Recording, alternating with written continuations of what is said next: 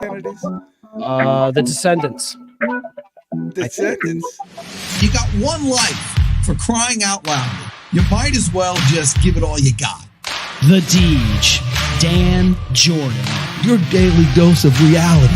Your daily dose of the Deej. I can't believe I'm saying this, but I need my daily dose of the Deej. I make the news. I don't watch the news. I'm a leader. The Sales Energizer, Dan Jourdan. Listen, don't worry how to sell, baby. Worry about why people buy. And it's fun. You don't need a 5-hour energy. All you need is the Sales Energizer. Just when I think it's not going to be as fun as the one before, each one gets successfully better. What's the word I'm looking for? What's it going to take to get you into this car today, huh? And now, please welcome the Sales Energizer, Dan Jourdan. Boom! That's exactly it. Do that. Let's do that. Boom. Boom. Chris Stone, I just got a text from our guest. Okay, that's a start. Apparently he's on some sort of Zoom call, and he's the only one there. You know, it's like an efficient thing. So I need to resend him the link. So there's a link. Oh, do you have it? This is, ladies and gentlemen, thank you for joining the Dan Jourdan live show. No, let me tell you, while you do that, if you have his email, while you do that, this is an important thing that happens for salespeople on calls because things go awry. But you know what? It's actually essential. It's a very easy thing for you to be such a winner on these conference calls and things like that. And so what you need to do is always be, so even if you're the guest and you're there before the host, you win. You know, it's like that. So it's an opportunity. I remember years ago, I heard this story. It was Zig Ziglar. And it was a million years ago, obviously, with Zig. By the way, Zig is still awesome. You get his tapes, go on YouTube, and get the book, See You at the Top. He's great. But one of his stories was like he used to sell, like cookware at people's houses. He would just sell cookware. And the greatest thing is if you'd go to somebody's house and they weren't there. And so instead of getting all angry about the fact, what he would do is he'd go back, go back home or what have you, and then call them up or get in touch with them. They say, I am so sorry. I had the wrong date. And so, or go back, I'm so sorry. I had the wrong date. If we could reschedule, I'll be there today at the same time. And so I'm so sorry, but I'll be there at that time. And so and they, of course, would say, they feel great. They weren't bad. And so, oh yeah, that's right. Yeah. Come by today. It's the same time. Well, let's do it. It's okay. That's an interesting methodology there. So you can actually, called the Zig close. Yes. You can actually win. So you emailed that. Yeah, so this show is called Efficiency, it's the wrong and Harmony. Yes, and so whenever I see the word efficiency, sent an email. Yeah, I just sent him the link, the StreamYard link, which is what we're using to broadcast, The Art of Streams. Yes, so there was a song, was it the Dead Kennedys? Anyway, the song went like this: efficiency and progress is ours once more, now that we have the neutron bomb. And then it went on from there. That was my punk rock stage. It was the Dead Kennedys. The song's called Kill the Poor. Was it Kill the Poor? Oh, yeah, that's right. Kill. Oh, my God. I'm not going to sing it. But, yeah, I remember that. And the refrain was saying those three words 20 times in a row. And I got to use the word refrain and talk about the Dead Kennedys in one shot. What's going on, Chris Stone? The lead singer of the Dead Kennedys is? Do you know his name? It was so... Oh yeah, it was some kind of ubala sabalaba. It was something. It was sabalaba. Yeah, what was it? Jello Biafra. Jello Biafra. That's right. Ubala sabalaba. Very acquired taste in vocals. Jello Biafra, and acquired taste of bands in the Dead Kennedys. Frankenchrist was my favorite Dead Kennedys album. Oh, but what about Black Flag? Oh, psh.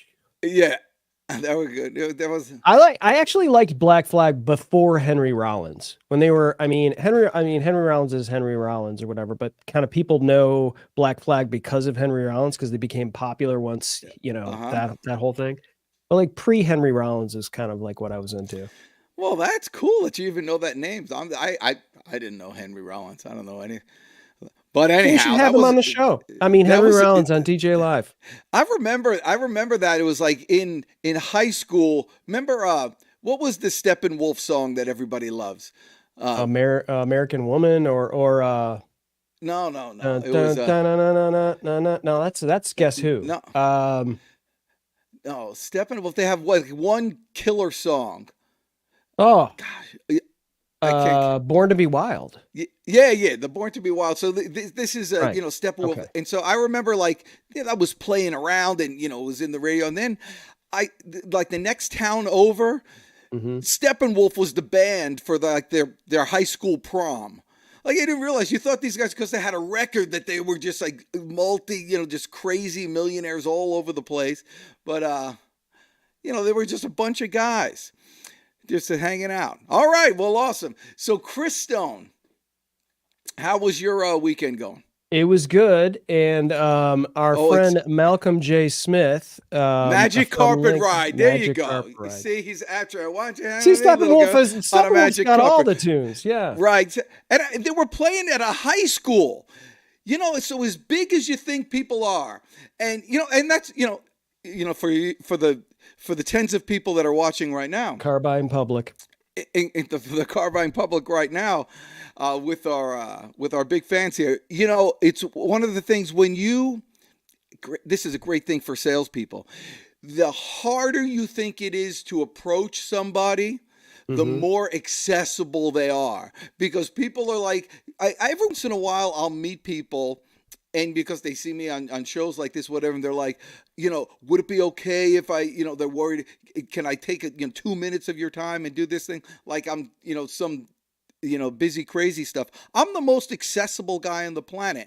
And most people are, if you just reach out to them in several different ways, if you play towards their, to their ego or their, kindness or something like that, they will absolutely, give you an audience. I had a situation yesterday. I went to vote, early voting. I'm in the mood. I have verbal diarrhea today.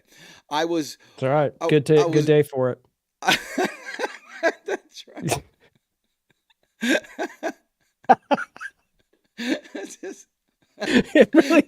You have become, Chris Stone, you have become quite the straight man. That's perfect. That's really, really good.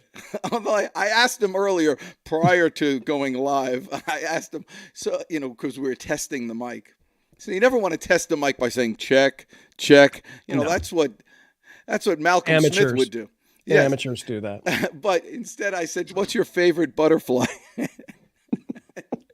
And he goes, a monarch butterfly. But then he was drinking with his coffee and he goes, it's a classic. And it was just like the dumbest thing. Why is that funny? It's funny to just us, but it reminded me, Dan, of, let me just halt your verbal diarrhea. Are you trying to segue me?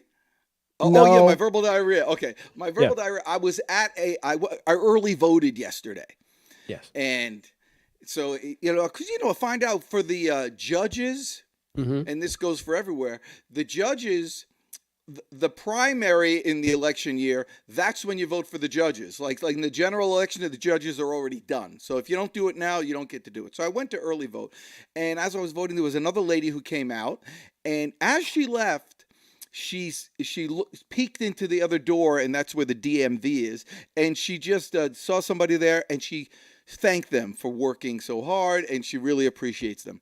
And that was like her little thing. And so as we're walking out, I said to her, that was really nice what you just did. You should have seen her face light up. She was radiant. And not because I told her something, appreciated her, but like I acknowledged that she did something nice. And I realized that's a better thing to do than just to tell them, oh, you did something well and thank you. Just like, because when somebody gives appreciation to somebody else, they kind of feel good about themselves. If somebody notices that, it's like a double whammy. She walked me all the way to my car. I had this conversation. It was just a joyous thing, just be able to meet somebody like that and just have like an immediate connection to them. And that same exact thing happened a week or so ago when I had the pleasure of meeting our next guest. And he's one of those people that you meet for the first time, and he like it makes you feel so welcome that you start sharing things about your personal life. And when that happens, he kind of secretly guides you into doing it a little bit better. And so I told him, you got to get on my show and be able to share how you use your skill to help companies like that. And so without any further ado, please help me welcome my new friend, Mr. Mark Carroll. Yay! How we There doing we go. today? Yes. Now that, my friend, is how you give a introduction. Have you ever had an introduction like that before, Mark Carroll? That's pretty up there. That's pretty good. That's pretty good. I like it. I like it a lot. I'm feeling welcome. I'm feeling warm and fuzzy. These are all good things. Yes. I like the way you have the light there above your head. It gives that halo effect. You know, it's something that Very angelic. Yes. Not what I was going for exactly, but I could maybe do something. It's interesting. Today the light seems a lot brighter than it has in other days. Maybe if I put this down, it would change. But if you're liking it, then I'm liking it. Well, yes, you know, I like that you're here and you can share. I like that we can actually start now because the star has arrived. The angelic star has arrived. So yeah, I'm sorry. I didn't mean to be one of those high maintenance celebrities who you hear. I'm not a celebrity. Celebrity. That's awesome. So he's like, you got to pick all the green M&Ms out of the M&M bowl before I'm even going to go into the green room. You know, Chris Stone actually is a past star keeper, and so he managed bands and things like that. And is that green M&M thing? Is that just a rumor, or is that a real thing? Oh, that yeah. It was like Van Halen was notorious for putting things on their rider like no brown M&Ms or something, and then they would know that if there was no brown M&Ms, that people were actually reading the rider, and that they were actually doing what they've asked them to do. That they would go immediately to the M&Ms, and if they knew, and if they saw brown M&Ms, then they knew. Guess what else isn't here? Our 48 Michelobes and our carton of cigarettes. I'm sure Eddie probably wanted, or like whatever. True. So Yeah, that's right. He smoked till the very end, didn't he? Yeah, didn't bode well for him either. Yeah. But I mean, heavens! I mean that when he passed away, I put a link up to his live performance of Eruption, which to me is like one of the hands down greatest performances in any rock musician ever. It is just complete tour de force, virtuosi. But he has a lit cigarette the whole time in the behind the nut of his guitar. That's a great. Oh, wait! Now you said nut of your guitar. Are you a guitar player too? I am a guitar enthusiast. I love to play. I love to know a little bit about what goes into, when they're stepping on those stomp pedals and what that does and the echo. Oh, the echo. Is he demonstrating? He must have stomped on the pedal. That's what we have here. Let's do this. Yeah, there you go. And then when we see him come, there he is. He's back. There he is. You stomped on the pedal, Mark. Yeah, I don't know. I got a little bit excited, I guess. That's good. Well, all good. So, Mark Carroll, talk to me. When we first met, there are these terminologies that go out in the business world where they talk about Agile this and Scrum Master and all these things. Scrum Master sounds like something that you remember the scrubbing bubbles? And remember that commercial? And they used to go, They still exist. We take care of the other love the stuff. 'cause scrubbing you-" bubbles here at the Yeah, Stone House. that's right. Love the scrubbing bubbles. I am They're the not. They're scrub scrubbing, master. not scrumming. Yeah, They're scrubbing bubbles. True. Yeah. Maybe we should talk about how you can create scrum bubbles. Is that a thing? Wow. That I'd have to think about for a while, because it all goes from divorcing yourself from people. And if you're doing Scrum or you're doing Agile, it comes down to people, the people on your team and the customer you're building for. There we go. Does it? Look at that. Yeah. Now, and are you able to do that?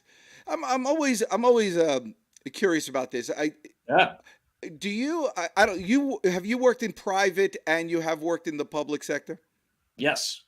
So, when working with people in the private and public sector, is there a difference? And if so, what is it? Culture. But to be perfectly honest, most recent gig, Federal Reserve Board, great people, great stuff.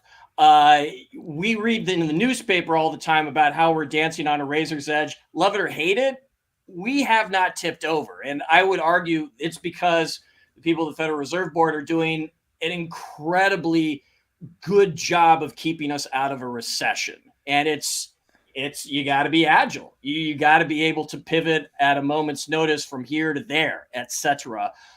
Taking in what's happening. And they refer to taxpayers, people who have Federal Reserve Bank accounts, as customers. They do. Yeah. Interesting. Yeah. So wait, so within the Federal Reserve, they pivot and they turn on a dime. Have to. Yeah.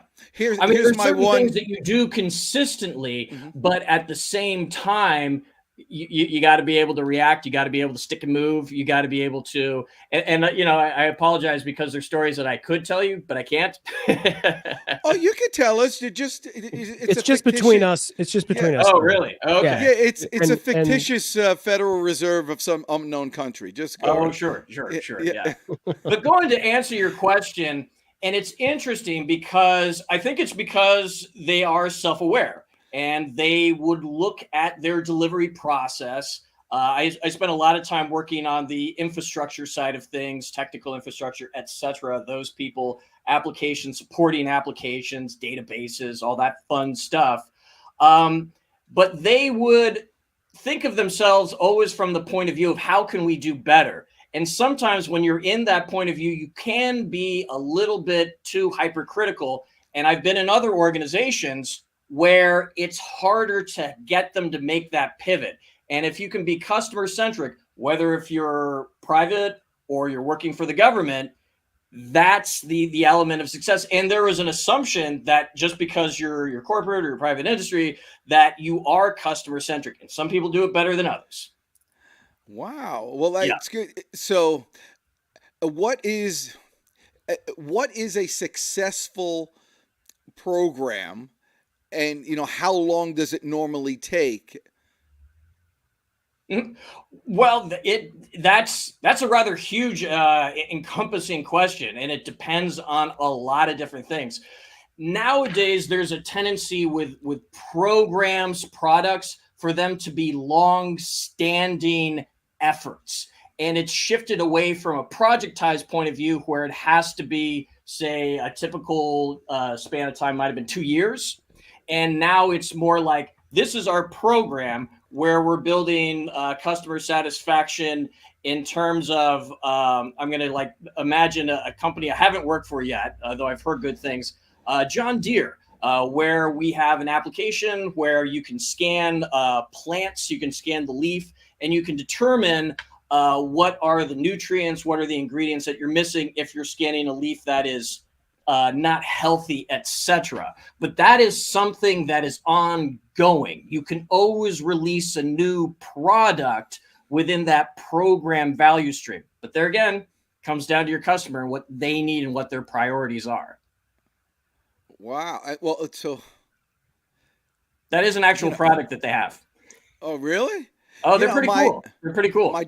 My daughter has she had just moved out, but she had her plants that she moved to her new place, and one of her plants, she names her plants. Well, one of her plants was named Basil, was basil, whatever, but you would call it basil, whatever. And so I didn't know, and I said, that's basil. I go, it doesn't look like basil. So I tasted one of the leaves, and she came home. She's like, "What'd you do to basil?" I go, "That's not basil." And then it was like, this sounds like a comedy routine, but it was actually true. And so every time I go to her place now, she goes, "Look at the leaf you just," because I ate the one right at the top. I'm like, "It's not basil."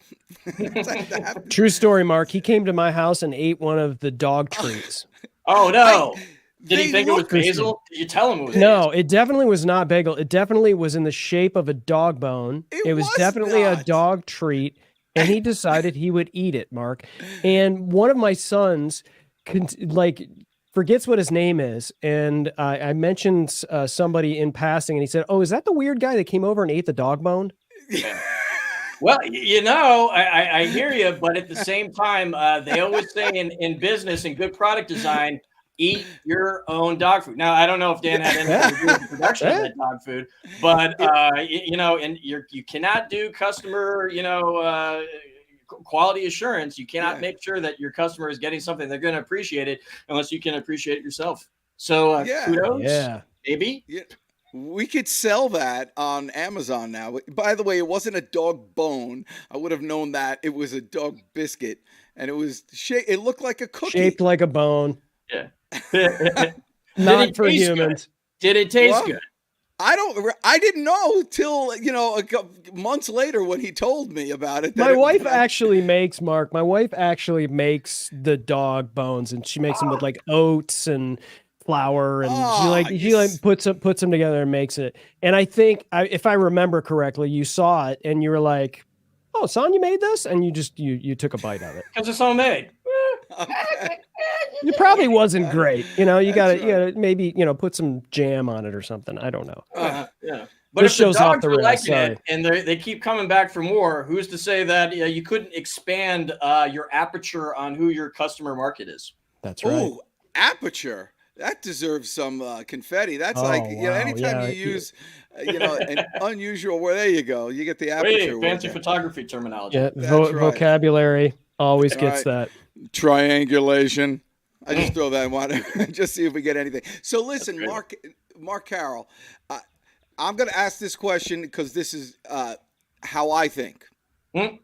How do you overcome people who say things like, "Oh yes, you're an Agile and Scrum Master and a coach on this"?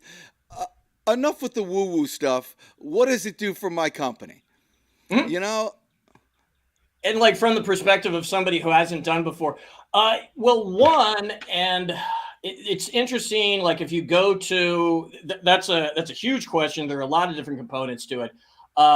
If you look to John Cotter, who a lot of MBA programs, Harvard MBA, lean on his work a lot, he would talk about you having a burning platform where early on in your company, there's some urgency. You have some competitor who's eating your lunch or cutting into your market share, and you realize, holy cats, we need to do something stat in order to save our business because things are shifting in a negative direction.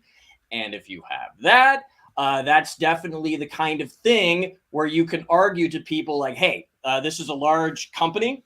It is run like a carrier, and you have all these aircrafts on it, and you can do a lot of different things. But the smaller company that's coming in, they're like a destroyer, and they can turn a lot faster. So instead of looking at your company as one giant aircraft carrier, you look at it more as a fleet, and you need to have a couple of destroyers of your own, and Agile will give you the opportunity to expand your fleet so that you have the ships, expanding on the analogy, to offer what the destroyers offer, while at the same time continue on. And it's not something where you do an Agile transformation like, okay, throw a switch, everybody throughout the entire company needs to do Agile right now. I would never do that. That's nuts. Yeah. You put together I use this expression far too often, a coalition of the willing, those people who are curious,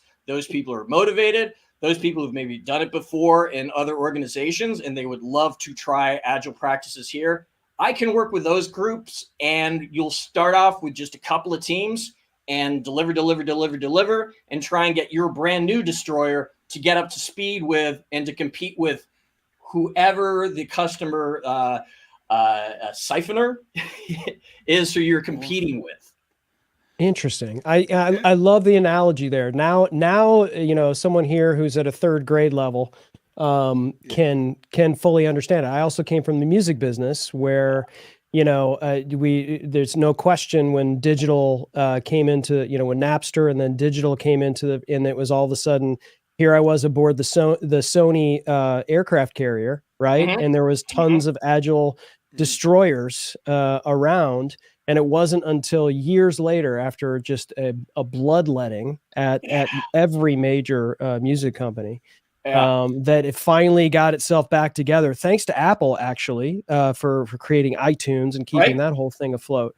So my question would be, in working with companies like that, how much of it has to do with the speed? So you talk about AI, you talk all of these things, and you talk about brand new technology coming in. All of a sudden, you have competitors you didn't even know existed, yesterday or last week, and maybe somebody wants to get at this really quickly, as opposed to something like, well, this has been our competitor for years, and we know we need to kind of start shifting and pivoting, versus this is a huge issue. This is in our backyard. We've got to do something in terms of like speed, I guess. Yeah. I mean, speed is the key. And that's where the destroyer analogy comes in, but you give yourself the opportunity to have essentially a company within your company. And when to get into a little bit of Agile practices, and going back to what you're talking about, the music industry and iTunes, and what I was saying about the burning platform, first of all, there does need to be acknowledgement change needs to happen, or that a change is desirable, or a change is something worth exploring. If there is that intractability, which was the story early on in the 21st century with a lot of different companies in a lot of different scenarios. It's not, the music industry is a great and perfect example, because that's one that had to change very quickly. But ask anybody who works at Blockbuster Video what happened to them with Netflix. And they were resistant to change. A little bit of a complicated story, because they began to put a toe in the right water and have home delivery, which was the first step. Later on, it became streaming to compete with what Netflix's platform is today. But it started with that home delivery, and that's where their market share was being lost to customers. And like, one, I don't need to schlep my way all the way into the video store to get my DVD. Two, I can know for sure that on such and such a date, I will get the movie that I'm looking for. And back in the good old Blockbuster days, that wasn't the case. And nowadays we have music industry, Blockbuster Video, all these cautionary tales where people realize in the 20th century, you had a little bit more time to adapt and change. And these market disruptors didn't come on you so quickly. So because you have what happened with the music industry and Napster, and they're coming onto iTunes and a bunch of different platforms, now Spotify, you have some opportunities to point to of like, okay, this is what you need to adapt to or think about in order to create a smaller team within your organization, which is able to essentially create a small company, a small group of people who are delivering products that compete with the market disruptor. But it's about thinking in terms of short iterations. Like with Scrum, generally speaking, you're talking about 2 working weeks, 10 working days. And you make a plan of like what you can deliver within that amount of time, look at it, evaluate it, and slowly incrementally build from there. Wow. I'd never known that. That's what Scrum is? That's a huge part of it, yes. To get into the minutia, somebody might say, well, a sprint, a 2-week iteration could also expand to a 4-week iteration. It's doing it 2 weeks. And if for whatever reason you need more time, then we can pivot there. Here we go. Scrum.org is a great one. They have certification. Also Scrum Alliance, but yeah, no, this is good. Yay! Perfect. So yeah, here's a sprint. This is a really good diagram. And Yes, so if you go, let's look at the first one on the left, where you got product goal. That's your North Star. That's the thing that we're building towards. And if you're smart, you're talking about it from the point of view of the customer. You're talking about it from the point of view of the customer. It's a product goal that's supposed to satisfy something that arguably the competitor who's coming in, who's disrupting your marketplace. I don't know. Let's use it. Napster convenience. We want to have a more convenient way for customers to get our music on their mobile device. We're no longer thinking about our paradigm as like, in order to get music, you have to buy a physical object, a cassette, an LP, a CD. It's now something where you can download the music, and that's the product goal, that convenience. The person can download it straight to their computer, straight to their iPod. Now people listen to it on their phone. And then you build out a product backlog. And the little lines at the top are the things that are prioritized and decomposed the most. And those little things go over to a sprint backlog, and that's what you're working on for like a 2-week sprint, a 2-week iteration. That, by the way, I could talk to all of these, but I don't want to be a chatterbox indefinitely. well, no, That's your gig, man. You come on Yeah. our show. You should talk more than Dan. I know that's Yeah, difficult, but that's the world's best. I like Dan. He's a great guy. By the way, you're a terrific communicator. I got to tell you that. And the way you tell your stories and call back and relate to the first to Chris Stone's question regarding the music industry shows you're listening. For the salespeople out there, and this is ultimately a sales show, that's how to do it.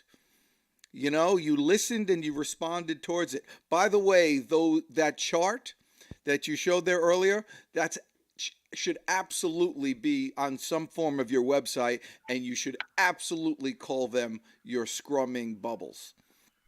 Scrum bubbles. Yeah, those are your scrum bubbles. I mean, look here. The Scrum team is inside of a bubble. I mean, how That's much? right.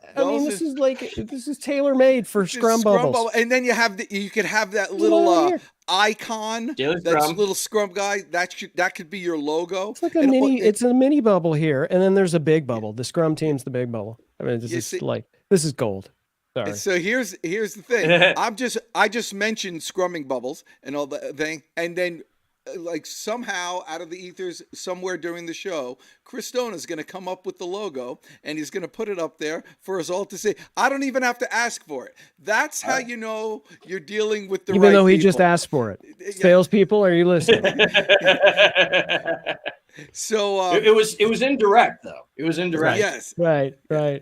As almost indirect as subliminal. Dan can be. Yeah, that's right. Yeah. We are. I am subliminal, man. That's what we do. If you weren't paying close attention, you maybe could have thought it was your own idea. That's right, Mr. Obvious. So, Mark Carroll. So, how do you say you're a contract or for this? So, do you work for several companies at once, or is your main thing, is it like a consulting? Like, can somebody hire you part time and say, "Hey, get me up and going"? Yeah, and that's where we are at this point. I've been around the barn a couple of times, and I want to expand more. I'm looking to be at a point where I had been, and it's been a great experience. It's been a great learning experience to be deeply embedded with one company and to really have the lay of the land and to learn a lot about their specific products and to really, really dig in. But at the same time, it's great to expand your repertoire. And yeah, I'm open to expanding my repertoire, and folks can reach out to me. Yeah, well, actually, so where does somebody start? Like, I have this queasy feeling in my stomach that we're not as efficient as we could be. I'm busy. If you were to see my calendar, it's completely fakaked. I mean, it is. It's all over, and then you never know what to do because people don't show up, and this and that, and they're double booked. Yeah, like me. And it's Meshuggah. But I have and so I know that I'm frazzled. I know that I'm not efficient. but I don't know where or how to fix. How do you? And I'm just one person, but Yeah. my organization is most likely that way too. Yeah. Where do you put the first shovel? Like, how do I build something? A couple. I mean, one, there's I have a conversation, and it's different for everybody. If I have my druthers, we will first do something what I call a lean canvas, where we map out who are our customers, who are we building this for, what are our products, who are the people, and what are the specialties that they bring to our group, our organization. And in terms of what are the big ticket items that we're wanting to deliver, collect all of those, which are obviously things that are going to offer a unique value proposition to our customers, describing their desires, their needs, their challenges, map out, and it doesn't have to be that complicated at first, but begin to map out, flesh out what are milestones or what are indicators. And they could be anything, if I'm trying to think of a large organization where there's a lot of bureaucracy and you're in trouble the moment Martha and HR gives you a call and comes in to correct you because you haven't considered some compliance regulatory issues regarding personnel, etc. The TPC report. She's not leaving you a voicemail, or she's leaving you less voicemails. That's an indicator of success. And you'll literally start there, but then you'll begin to explore, well, what is that? What are those things that we aren't doing? What are those habits that we're not doing? And incorporate that. Well, so therein lies the rub in incorporating that. So, said it's just like a sales strategy. You set up a strategy, you dot your I's, you cross your T's, and then you say, okay, go. Then what happens? Because usually it goes for about for like what you said earlier, the coalition of the willing, right? And for about 2 weeks. Regular iterative deliveries, and you're looking to essentially at first, like if you're, how should I say? I'm going to go back to. Let's go to the analogy with like Blockbuster and Netflix. Initially they didn't have they did, but they didn't. They didn't have the little, the little envelope mailers to send the DVD out because they just had stores with the plastic cases. So that would be one of the things that they would have to draft out is, where are we going to get this paper? Where are we going to get these little package flyers? Essentially, I would, like, if I was working with them back then and I was trying to save their company before they self-imploded, I would list out what are those things that Netflix is doing with their mailers that we don't have in place yet, list it out, and you Is that me or him? And I think we're yeah. Hey guys, we're announcing are we back? Yeah, okay. We're back. Hey guys, we're announcing this new service in your area where we, Blockbuster Video, you are valued customers in the Des Moines, Iowa region. You'll get to have the experience of mailers. And then eventually that will branch out to other areas until it becomes a larger thing. But you don't go, okay, let's try to mail to everywhere in the country right out of the gate.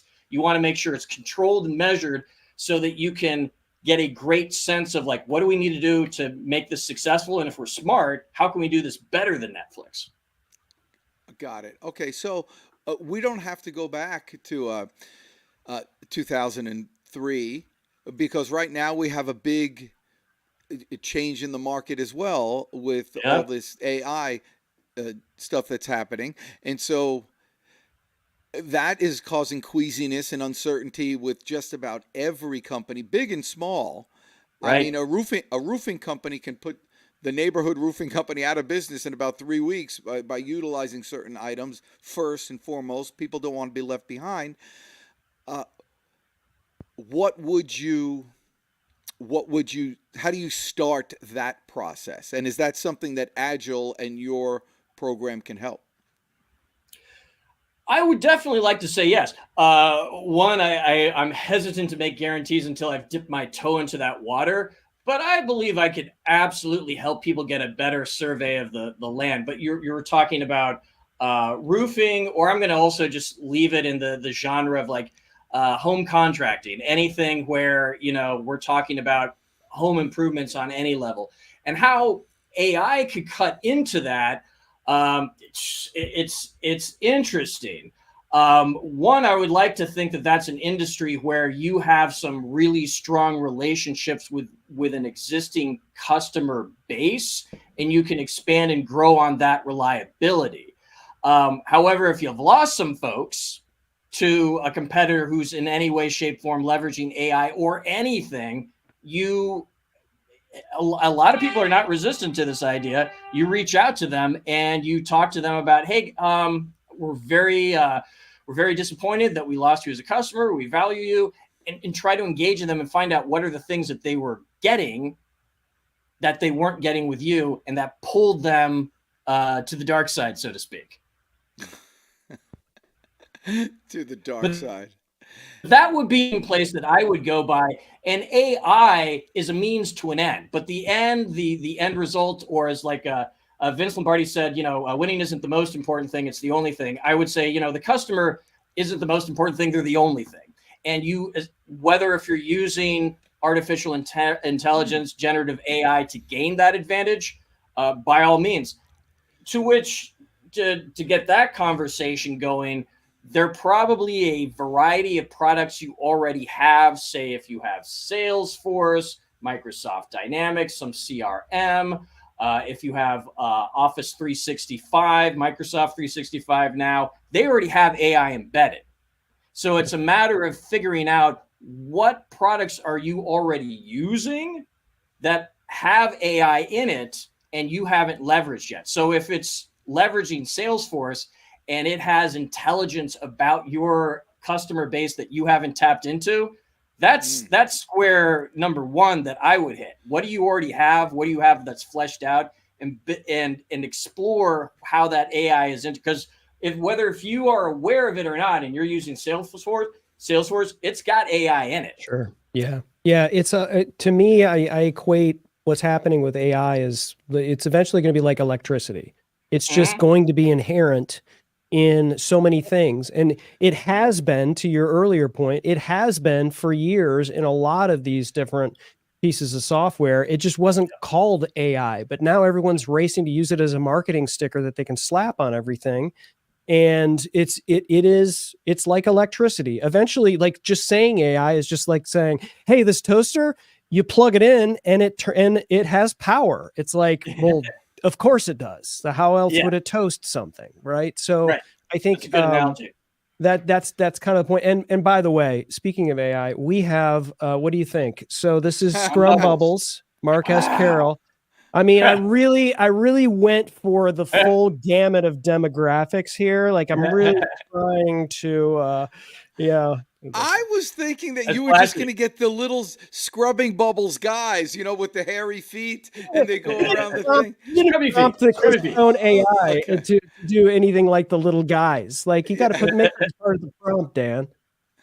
That was excellent. See, that'll take a few more iterations, but this is a good MVP because we had an example of something, MVP, minimum viable product, and that's one of the first things that you look to build. So this is an example. We had a good conversation here. We could say, Dan is the product owner, and he just gave you some meaningful feedback in terms of what he would like to see on a further iteration. Their minimum viable product, and it'll eventually become a product that wows the customer, because you keep going back and forth with your product owner and your customer to find out what is it that you really want. How can we make this better? What's one little thing that isn't here before that could be added that will increase the value proposition, make it more catchy, what have you?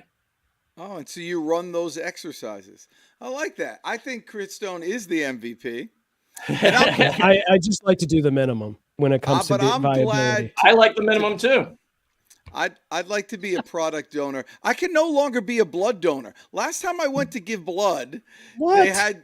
Yeah, I know. I went to give blood. Who doesn't want the Deej blood? I know. I mean, I want that pumping through my veins. What makes you do this? They rejected me. I've never felt so rejected. I mean, I lose sales all the time, but when someone doesn't want your blood, I That's mean, disappointing. I Yeah. know. It's like that's Yeah. the I'm gift sorry of to hear life that, Dan. is blood. Yes. Well, Well, at if least I I had am. to venture a guess, I would imagine it's a supply and demand stuff, and you've got a plurality of the stuff that they don't need as much of. And I forget what are the different types, but there's some that are more desirable than others because of their rarity. Well, Yeah. I know it was something. That was a said nice something way of about, saying it, but like Yeah. they took one look at him, Mark, and they were like, "Sorry, we're good." No, they drained me first, like the evil vampires that they are. Oh yeah, And- they said your yeah. blood's no good here. Yeah. Your blood's no good here. That's what they said. And it was something about platelets or something. I don't know. You know, but I've been All doing right. it for years. And so anyhow, You're gonna have to do some high altitude training like they do for the Tour de France to get your platelet count up. There it you go. seems to work for me. But you know, as long as we're talking about the Tour de France, I would like to you know, it's a special thing that you mentioned that nobody ever mentions that. But my dad is from France, and you know, and I tell you, but we you know, growing up, you always have your challenges with your dad and back and forth or whatever. But 3 weeks in July during the tour, it was like the greatest time. Such memories I have till this day when those 3 weeks in July, even though he's gone, I'm with my dad. Yeah. It's good. And boy, talk about agile stuff. You know, the organization that they have to do, and everybody has their role. Like somebody's not going to win. They know who the winner is. Like that's the winner of our team. We're going to work for that guy to do that. And then they have sprinters and all that stuff and the hill climb. It's just like a whole team and everybody is in their position. And cool, if somebody crashes and they're out of the race, somebody else fills that spot. It's like a war zone in that thing. Yeah. You know, everybody knows what they do. It's a very organized event that I haven't watched in a while. And beautiful. and beautiful. If you ever see them, just all their jerseys and they're going through the mountains and all that stuff, and it's just gorgeous. Yeah. Amazing countryside. Yeah. That's what we call a tangent. Did you talk like that when you went in to get your blood taken? Maybe they just like, this dude's doping. This dude's blood doping for sure. That started. He's definitely using EPO. Me being rejected for that thing. Well, I was remiss, Dan. We didn't give the confetti burst earlier, and we do confetti burst for vocabulary expertise. And Mark, you've clearly already hit that. But anytime you can come with an acronym like MVP, you're going to get confetti, man. Minimum viable product. And for years, we've been getting it wrong with most valuable player, but it's minimum viable product from here on out. It's one of those acronyms that has a few different relationships. But fortunately, in a company, after you've been using it like this for a while, people understand the deviation. Yeah. Yes. It's actually, to be fair, it's not an acronym. It's just initials. An acronym would be something you're right. that spells You're correct. It out, like scuba or something like that. It would be. You're right. Oh, okay. Right. So like it was. I do that all the time too. I call it an acronym when it's if it's not creating a mini word, then Yeah, because I'm big with initials too. Like NCAMW is not creating a. What would you say? Not creating a minimum word. Yeah. So I'm big with initials. IBII. IBWII. Yeah. But if you don't mind going back, because there are a couple of different layers to what you were talking about with, say, your calendar and find ways to improve. Like, the lean canvas and talking about our customer and how can we make their lives better. That's something I'd like to start with. But if I was working with you and it's like, okay, Mark, the lean canvas sounds great, but I don't have time for it. I got all these meetings that I got to get into a better semblance of order so that I can make sure that things are, lined up like dominoes, and then you go, and then maybe later on, we can have a conversation, Mark, about doing a lean canvas. In that case, I would do a value stream map where you step out what is everything that goes into setting up your calendar when things are working effectively. What were the steps that were followed?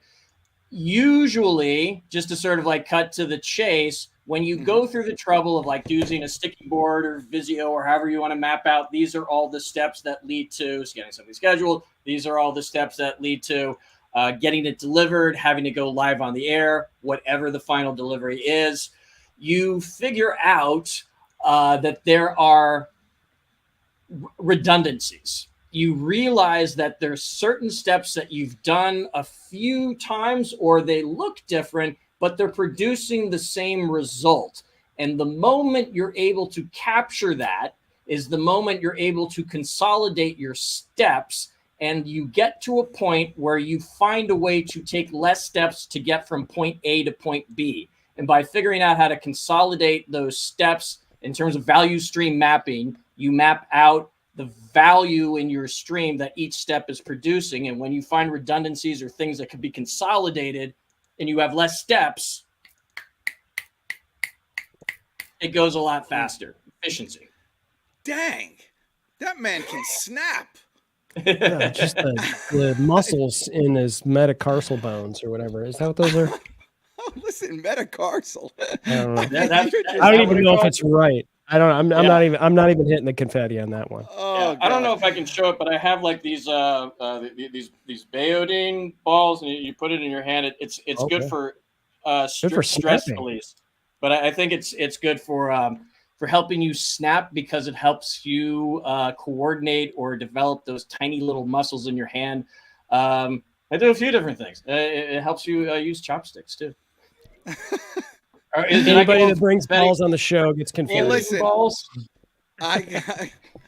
Did he just say, have you ever eaten balls? No, What did he say? No, no. Okay. I'm pretty Okay. sure he didn't say that. Okay.